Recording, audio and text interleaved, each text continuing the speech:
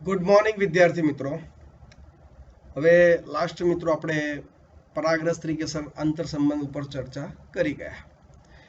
હવે આજે આપણો પહેલો ટોપિક, એકચ્યુઅલી પેરેગ્રાફ તો કન્ટિન્યુ છે તમે બુકની અંદર જોશો તો, પરંતુ અહીંયા તમે હેડિંગ મારી શકો છો કૃત્રિમ સંવર્ધન. શું મિત્રો? કૃત્રિમ સંવર્ધન એવું હેડિંગ મારી શકાય છે. અહીંયા આપણને આપેલું છે મિત્રો. ચેપ્ટર નંબર 9 ની અંદર વનસ્પતિક સંવર્ધન ઉપર ટોપિક આપેલા છે, પરંતુ આ વર્ષે એ ચેપ્ટર ડિલીટ છે એટલે આપણે એની ઉપર બહુ ચર્ચા છે નહીં. પરંતુ અહીંયા કૃત્રિમ સંવર્ધન કે વાનસ્પતિક સંવર્ધન એ શું છે?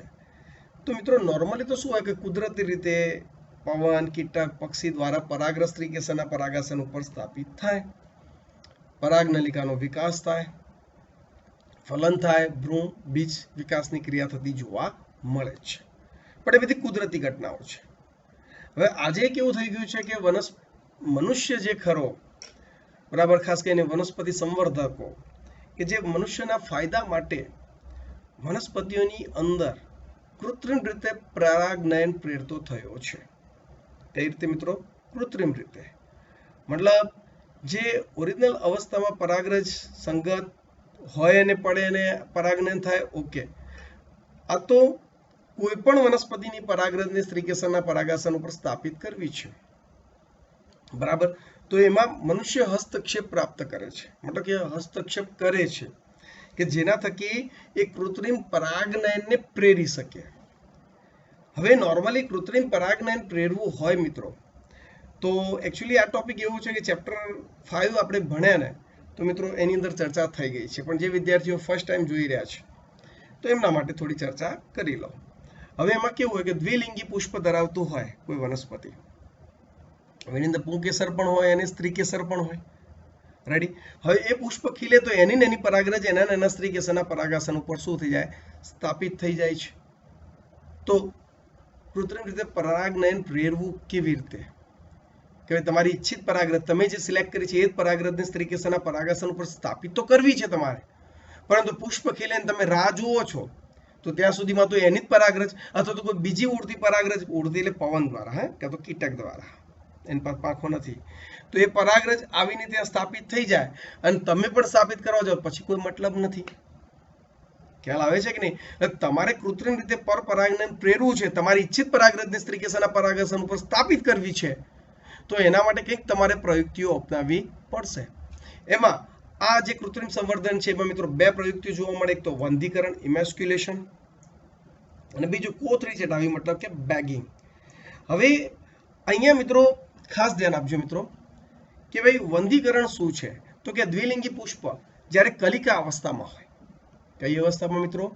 કલિકા અવસ્થામાં, ત્યારે બે ફોર્સેપ્સની મદદથી, બે ફોર્સેપ્સ મતલબ ચીપિયા, બે ચીપિયાની મદદથી એવું કરવામાં આવે છે મિત્રો કે જે કલિકા અવસ્થામાં પુષ્પમાં એક ફોર્સેપ વડે પુંકેસર તંતુનો નીચેનો ભાગ પકડી રાખવામાં આવે અને બીજા ફોર્સેપ વડે પરાગાશય સાથે અમુક પુંકેસર તંતુને તોડી દેવામાં આવે. બરાબર? એવું નહીં કે નોર્મલ આપણી જે પરિસ્થિતિ છે એવી. કેમ? કારણ કે એવું કરશો તો બાકીના પુષ્પીય ભાગોને નુકસાન થાય છે. એટલે કલિકા અવસ્થામાં સાવચેતી પુંકેસરોને દૂર કરી દેવામાં આવે, એટલે અમુક તંતુ નીચે રહેવા દેવામાં આવે જેથી બાકીના પુષ્પીય ભાગોને ડેમેજ ન થાય. એટલે અમુક પુંકેસર પરાગાશય સાથે પુંકેસર તંતુને પુષ્પમાંથી દૂર કરવામાં આવે. એટલે ટોટલી બધા જ પુંકેસર પરાગાશયના એના મુખ્ય ભાગ દૂર થઈ જવા કારણે એ આપણે એમ કહી શકીએ ઇમેસ્ક્યુલેશન, એટલે કે એનું વંધ્યીકરણ કર્યું કહેવાય, એમ આપણે કહી શકીએ છીએ. મતલબ હવે પુષ્પની અંદર ફક્ત એકલું સ્ત્રીકેસર જ છે, એટલે શામાં કન્વર્ટ થઈ ગયું? માદા પુષ્પમાં. કન્વર્ટ નથી થયું, પણ આપણે પુંકેસરને હટાવી દીધા છે. બરાબર? એના પછી શબ્દ અહીંયા વાપર્યું છે મિત્રો કોથળી ચડાવવી, બેકિંગ કરવું, બટર પેપર ચડાવવું. શા માટે? પુંકેસર તો સર હટાવી દીધું, તો બેગિંગ શું કરવા? ઓકે, બેગિંગ એટલા માટે મિત્રો કે તમે ઈચ્છો છો કે તમારી ઈચ્છાવાળી પરાગરજનું ત્યાં સ્થાપન કરવું છે. હવે જ્યારે તમે પુંકેસર હટાવો છો ત્યારે તો એ સ્ત્રીકેસર અપરિપક્વ છે, પરંતુ જેમ પુષ્પ ખીલશે, બરાબર, દિવસ જશે તેમ એ પુષ્પ પરિપક્વ બનશે, સ્ત્રીકેસર પરિપક્વ બનશે, એટલે એનું પરાગાસન ગ્રહણશીલ બનશે.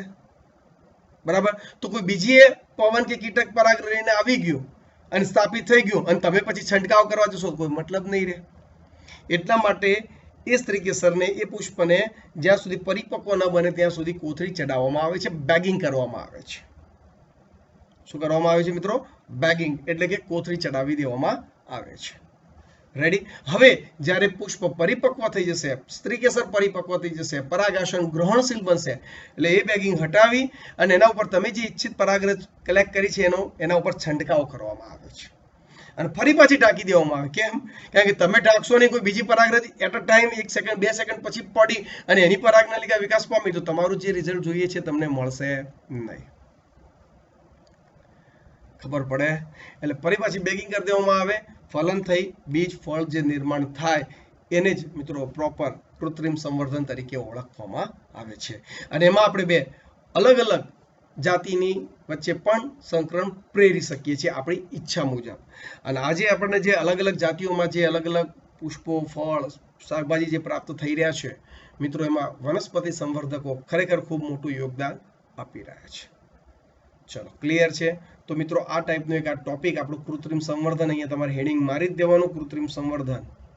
રેડી. 5મા ચેપ્ટરમાં આની થોડી ઘણી માહિતી આપણે ચર્ચા કરી ગયા છીએ. ઓકે, તો હવે ફક્ત એનસીઈઆરટીની જે વાક્ય રચના છે એને હું ક્લિયર કરી દઉં તમારી આગળ, એટલે પછી તમને વાંધો આવશે નહીં. તમે આગળ વનસ્પતિ સંવર્ધનના પ્રકરણમાં અભ્યાસ કરશો કે ભિન્ન જાતિઓ અને ક્યારેક પ્રજાતિઓ વચ્ચે સંકરણ દ્વારા ઈચ્છિત લક્ષણોનો સમન્વય કરી વ્યાપારિક ધોરણે ઉચ્ચ જાતિ સુપીરિયર વેરાયટી મેળવવા માટે સંવર્ધકો ઉત્સુક હોય છે. બરાબર? કે બે અલગ અલગ જાતિઓ વચ્ચે સંકરણ કરી. બરાબર મિત્રો, આ એક અગત્યનો એક આજે કેવું છે કે કૂતરાની 100 કરતા પણ વેરાયટીઝ તમે જુઓ, અલગ અલગ લોકો અલગ અલગ પ્રકારના કૂતરા લઈને ફરતા હોય છે, જ્યારે આપણે તો સાદા દેશી કૂતરા જ જોયેલા છે. તો એ મનુષ્ય દ્વારા અલગ અલગ સંકરણ કરીને એ તૈયાર કરેલા છે.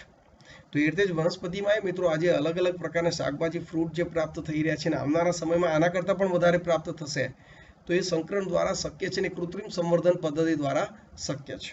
એને એ પ્રકારનું ચોક્કસ માધ્યમ, કારણ કે બધી જ સંગત તો હોવાની નહીં પરાગરજ, તો એને સંગત બનાવવામાં આવે છે, એને એ પ્રકારની ટ્રીટમેન્ટ આપવામાં આવે છે કે જેથી મિશ્ર લક્ષણવાળી જાતિનું શું થઈ શકે? નિર્માણ થઈ શકે.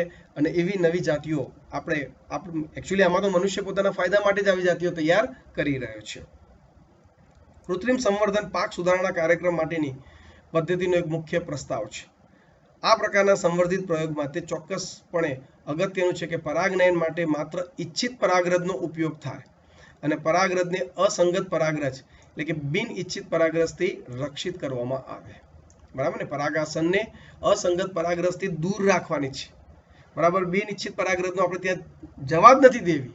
તો એના માટે મિત્રો બે પદ્ધતિઓ છે. એક જે વંધ્યીકરણ એટલે કે ઇમેસ્ક્યુલેશન અને કોથળી ચડાવી એટલે કે બેગિંગ, એવી બે પદ્ધતિઓ આ કૃત્રિમ સંવર્ધન પદ્ધતિમાં ઉપયોગ કરવામાં આવે છે. ચલો, ક્લિયર છે અહીંયા સુધી? રેડી. જો માદા વનસ્પતિ દ્વિલિંગી પુષ્પ ધરાવતી હોય, માદા વનસ્પતિ દ્વિલિંગી પુષ્પ ધરાવતી હોય તો ચીપિયાની મદદથી પુષ્પ કલિકામાંથી પુષ્પ ખીલે એ પહેલા જ, ખીલશે ત્યાં સુધી રાહ જોશો તો ત્યાં તો એની પરાગરજ એના સ્ત્રી કેસરના પરાગાસન ઉપર સ્થાપિત થઈ જશે. બરાબર? એટલે કલિકા અવસ્થામાં જ આ બધી પ્રોસેસ કરી દેવામાં આવે છે કે ભાઈ પરાગાશયને તેના સ્ફોટન થાય તે પહેલા જ દૂર કરવામાં આવે છે. આ પ્રક્રિયાને મિત્રો વંધ્યીકરણ ઇમેસ્ક્યુલેશન કહે છે. રેડી. ઇમેસ્ક્યુલેશન કરેલ પુષ્પોને નિશ્ચિત કદની કોથળી ચડાવવામાં આવે છે કે ઢાંકવામાં આવે છે, જે સામાન્ય રીતે મીણિયા કાગળ બટર પેપરની બનેલી હોય છે. તે અસંગત પરાગરજને રોકીને પરાગાસનને અશુદ્ધ થતું શું કરે? અટકાવે છે કે બચાવે છે. આ ક્રિયાને મિત્રો શું કહે છે? કોથળી ચડાવી એટલે કે બેગિંગ કહેવામાં આવે છે. બરાબર? હવે ધારો કે મિત્રો એકલિંગી પુષ્પ હોય તો, મતલબ એકલું સ્ત્રી કેસર જ ધરાવતું હોય તો, પુંકેસર એની અંદર હોય જ નહીં તો ઇમેસ્ક્યુલેશન શા માટે? પુંકેસર છે જ નહીં તો પછી ત્યાં ફક્ત કોનો ઉપયોગ થશે? બેગિંગ. એટલે ફક્ત કોથળી જ ચડાવવામાં આવે છે, ઇમેસ્ક્યુલેશન કરવામાં આવતું નથી. એટલે આ રીતે તમારે ખાસ યાદ રાખવાનું છે કે ભાઈ દ્વિલિંગી પુષ્પ છે તો બે ઘટના, ઇમેસ્ક્યુલેશન અને બેગિંગ. પરંતુ જો એકલિંગી પુષ્પ છે તો સીધી વસ્તુ છે, આપણે માદા પુષ્પમાં રહેલા સ્ત્રી કેસરને જ સાચવવાનું છે. રેડી. ઈચ્છિત પરાગરજ તો તમે ક્યાંથી જે કલેક્ટ કરી છે એને છંટકાવ કરો છો, તો સ્ત્રી કેસરને સાચવવા માટે એની કલિકા અવસ્થામાં જ એને બેગિંગ કરી દેવામાં આવે છે. બરાબર? આગળ જુઓ. કોથળી ચડાવેલા પુષ્પના સ્ત્રી કેસરના પરાગાસન ગ્રહણશીલ બને ત્યારે જ નર પુષ્પના પરાગાસનમાંથી એકત્રિત કરેલ પરિપક્વ પરાગરજનું શું કરવામાં આવે? છાંટવામાં આવે છે. અને ફરીથી આ પુષ્પને કોથળી ચડાવવામાં આવે છે અને તેમાંથી ફળોનો વિકાસ થવા દેવામાં આવે છે. ચલો ક્લિયર છે અહીંયા સુધી? ખ્યાલ આવી ગયો? છેલ્લે જો માત્ર એટલે કે માદા વનસ્પતિ એકલિંગી પુષ્પો સર્જે તો વંધીકરણની જરૂરિયાત રહેતી નથી. આપી દીધું છે બરાબર કે ભાઈ માદા પુષ્પ જે ખરું એકલું ફક્ત સ્ત્રી કેસર જ ધરાવે છે, પુંકેસર ધરાવતું નથી, તો વંધીકરણ શા માટે? ફક્ત બેગિંગ જ કરો. રેડી? પુષ્પ ખીલે તે પહેલા માદા પુષ્પની કલિકાને કોથળી ચડાવવામાં આવે છે. જ્યારે પરાગાસન ગ્રહણશીલ બને ત્યારે પરાગનયનની ક્રિયા ઇચ્છિત પરાગરજનો ઉપયોગ કરીને કરવામાં આવે છે અને પુષ્પને પુનઃ કોથળી ચડાવવામાં આવે છે. તો અહીંયા દ્વિલિંગી પુષ્પ અને એકલિંગી પુષ્પ વચ્ચેનો સ્પષ્ટપણે આપણને એક ભેદ આપ્યો છે. બરાબર કે ભાઈ ઇમેસ્ક્યુલેશન અને બેગિંગ દ્વિલિંગી પુષ્પ માટે જરૂરી છે કૃત્રિમ સંવર્ધન કરવું હોય તો, અને જો એકલિંગી પુષ્પ છે તો ઇમેસ્ક્યુલેશન કરવાની જરૂર નથી, ફક્ત શું કરી દો? બેગિંગ કરી દો, કામ થઈ જશે. રેડી? પણ બંનેમાં યાદ રાખજો મિત્રો, તમે ઇચ્છિત પરાગરજનો સ્ત્રીકેસરના પરાગાસન ઉપર છંટકાવ કરી દો પછી પણ બેગિંગ કરવામાં આવે છે. બરાબર? તો આ વસ્તુ ઉપર ખાસ ધ્યાન આપવું. તો આ ટોપિક હતો મિત્રો આપણો કૃત્રિમ સંવર્ધન. ચલો ક્લિયર? બરાબર ને? રેડી ને? Okay good. વિદ્યાર્થી મિત્રો આપણો બીજો ટોપિક છે બેવડું ફલન, ડબલ ફર્ટિલાઇઝેશન. હવે મિત્રો ડબલ ફર્ટિલાઇઝેશનની વાત કરીએ તો એકચ્યુઅલી આ ટોપિક આપણે જ્યારે ધોરણ 11 ની અંદર જે ચેપ્ટર 3 છે મિત્રો એની અંદર પણ આપણે જે જોયું હતું કે આવૃત બીજધારી વનસ્પતિઓની અંદર બેવડું ફલન રચાતું જોવા મળે છે. બરાબર? પરંતુ તમને યાદ ન હોય તો આપણે એની થોડી વ્યવસ્થિત ચર્ચા કરીશું. ચલો ક્લિયર? પરંતુ બુકની વાક્યરચના પછી નીચે આપણને એક સરસ મજાનો પહેલા ફોટોગ્રાફ આપ્યો છે, એની પહેલા આપણે ચર્ચા કરીએ. વાત ચાલે છે મિત્રો બેવડા ફલનની. આ છે આપણું ભ્રૂણપોટ જે આપણે અંડકની અંદર ગોઠવાયેલું જોવા મળે છે, હૃદયના વિસ્તાર વડે ઘેરાયેલું હોય છે. યાદ છે કે નહીં મિત્રો? બરાબર? જેમાં 2 પ્રતિધ્રુવીય એટલે કે એકચ્યુઅલી 3 પ્રતિધ્રુવીય કોષો, રેડી, અને 2 સહાયક કોષ અને એક અંડકોષ, એ 3 ભેગા મળી મિત્રો અંડ પ્રસાધનની રચના કરતા, અને સેન્ટરમાં દ્વિકીય કોષ કેન્દ્ર આવેલું હોય છે. બરાબર? હવે પરાગરજ જ્યારે સ્ત્રીકેસરના પરાગાસન ઉપર સ્થાપિત થાય એટલે પરાગ નલિકા 2 નરજન્યુઓને બીજાંડ છિદ્ર, કયું છિદ્ર મિત્રો? બીજાંડ છિદ્ર દ્વારા પરાગ નલિકા 2 નરજન્યુઓ અંદર મુક્ત કરે છે. રેડી? એમાંનું એક નરજન્યુ મિત્રો આપણે જાણીએ છીએ કે અંડકોષ સાથે જોડાય છે, ફલન પ્રેરે છે, અને એમાંથી મિત્રો ફલિતાંડ પ્રેરાય છે. બરાબર? જેમાં આપણે યુગ્મનસ તરીકે પણ આપણે ઓળખીએ છીએ. ને કેવી રચના છે મિત્રો? દ્વિકીય 2n રચના પ્રાપ્ત કરતું જોવા મળે છે. તો એક ફલન તો એ થઈ ગયું જે મુખ્ય છે, જરૂરી છે, કે જેમાં અંડકોષનું ફલન થઈને ભ્રૂણ નિર્માણની ક્રિયા થવાની છે આગળ ફલિતાંડમાંથી. ચલો એ પોઈન્ટ તો ક્લિયર થઈ ગયો.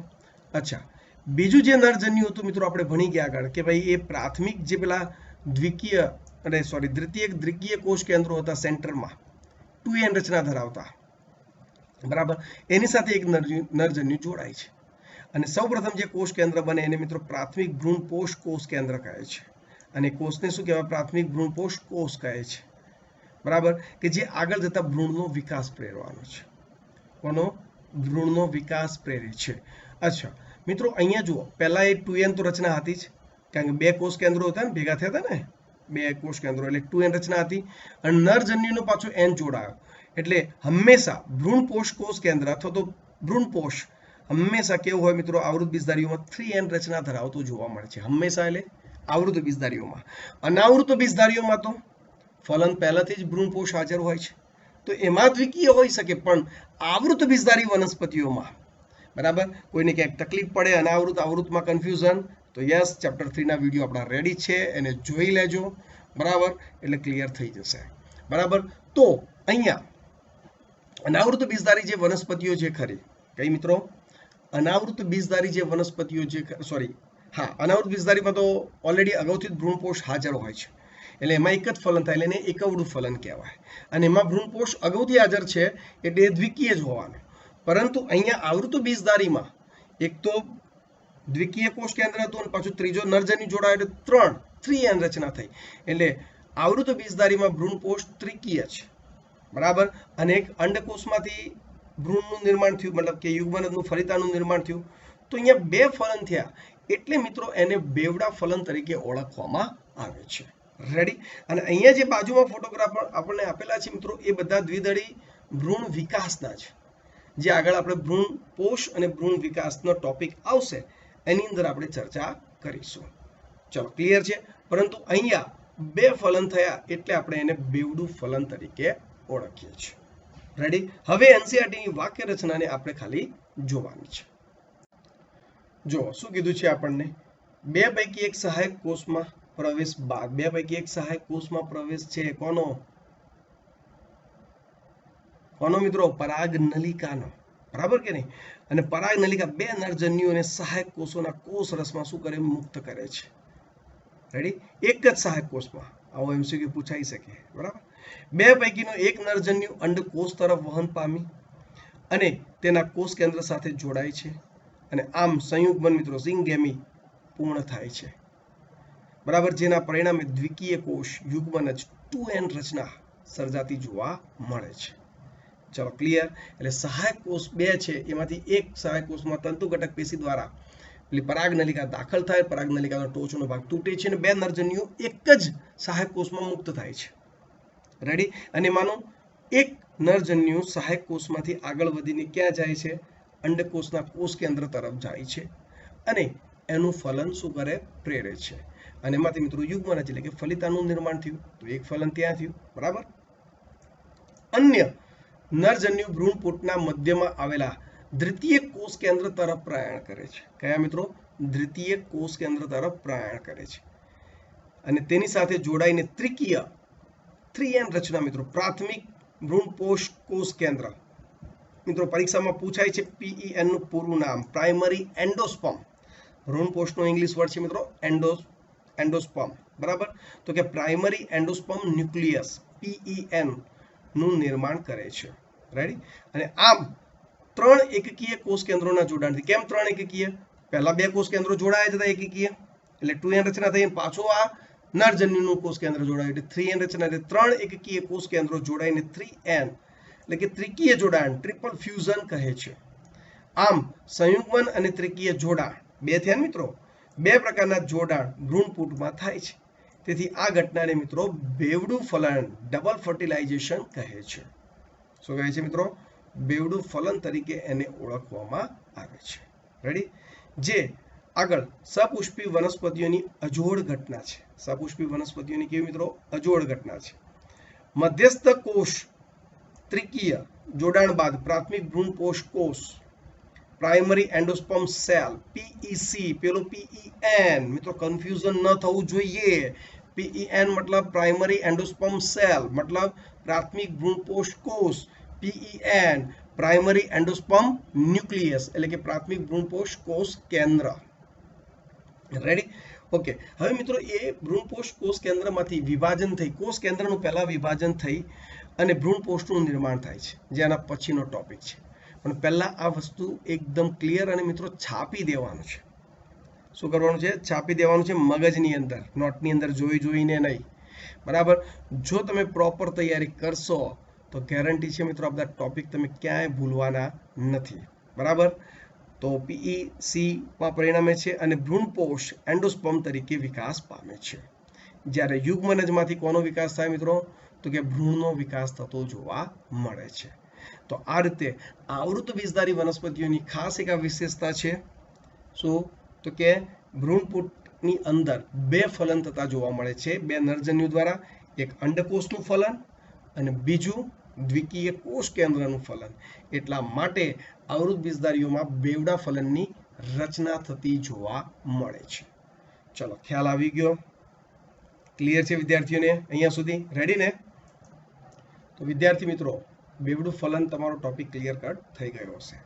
તો આજે આપણે બે પોઈન્ટ ઉપર ચર્ચા કરી, એક કૃત્રિમ સંવર્ધન, બરાબર, કે જેના વિશે આપણે થોડું ઘણું જાણતા હતા, અને બીજો મિત્રો આપણું ડબલ ફર્ટિલાઇઝેશન, બેવડું ફલન।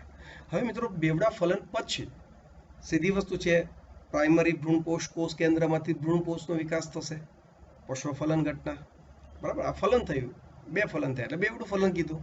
તો એના પછી પશ્વફલન ઘટનામાં એક તો પ્રાથમિક ભ્રૂણ કોષ કેન્દ્રમાંથી ભ્રૂણ કોષના નિર્માણનો ટોપિક આવશે, અને જે યુગ્મનક બન્યું છે એમાંથી ભ્રૂણના વિકાસનો ટોપિક આવશે. રેડી? તો એ બંને ટોપિક ખરેખર ખૂબ અગત્યના છે. એને હું બધા જોઈન્ટ નહીં કરું. પહેલા મિત્રો ભ્રૂણપોષને તમે સમજી લો. પ્રાથમિક ભ્રૂણ કોષ કેન્દ્ર કોને કહેવાય, કેમ એ 3N બન્યો, બરાબર, અને ફલિતાંડ મતલબ કે એ કેમ દ્વિકીય છે, પરાગનલિકા કેવી રીતે અંદર દાખલ થાય છે, નરજન્યુ કેવી રીતે જોડાય છે, આખો એક કોન્સેપ્ટ ક્લિયર કરતા જજો મિત્રો. આપણે ઉતાવળ નથી, પણ ટોપિક એકદમ ક્લિયર કટ કરવાના થાય છે.